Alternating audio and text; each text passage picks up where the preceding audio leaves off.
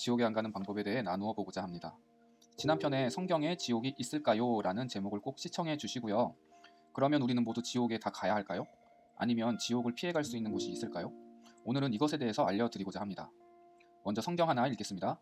모든 사람이 죄를 범하였음에 하나님의 영광에 이르지 못하더니. 네, 모든 사람이 죄를 범했습니다. 그래서 하나님의 영광에 나아갈 수가 없습니다. 하나님께 나아가지 못하는 이유가 있는데 그것은 바로 죄라는 것입니다. 태어나서 한 번도 죄를 짓지 않는 사람들이 있을까요? 그런 사람은 세상에 존재하지 않습니다. 그래서 모든 사람은 자신이 지은 죄의 값을 받게 됩니다. 성경 더 읽어볼게요. 한 번 죽는 것은 사람에게 정해진 것이요 그 후에는 심판이 있으리니. 네, 죽으면 그 후에 심판이 있다고 하네요. 너희가 어찌하여 내 형제를 비판하느냐? 어찌하여 내 형제를 업신 여기느냐? 우리가 다 하나님의 심판대 앞에 서리라. 여기도 모두가 그 심판대 앞에 선다고 합니다. 이는 우리가 다 반드시 그리스도의 심판대 앞에 나타나게 되어 각각 선악간에 그 몸으로 행한 것을 따라 받으려 함이라.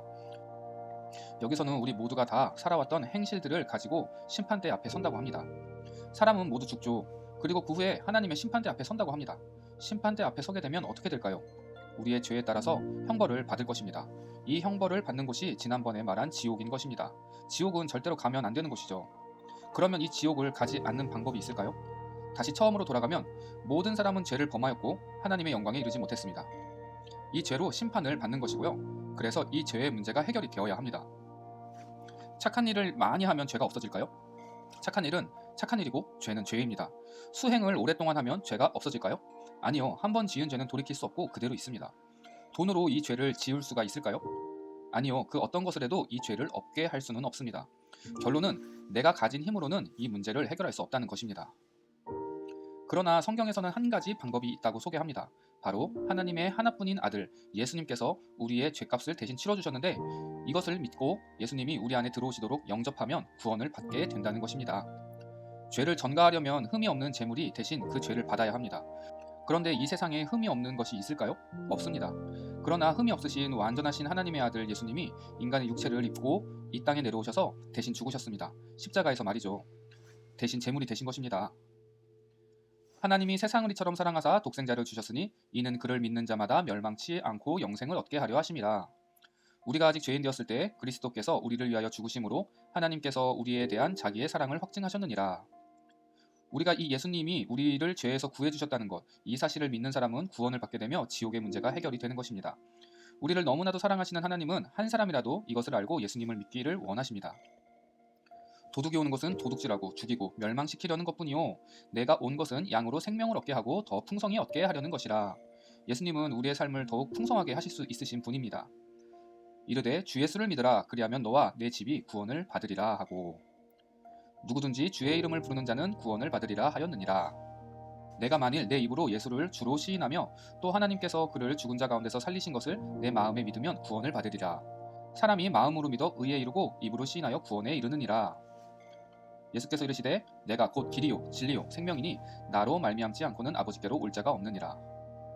너희는 그 은혜에 인하여 믿음으로 말미암아 구원을 받았으니 이것은 너희에게서 난 것이 아니요 하나님의 선물이라.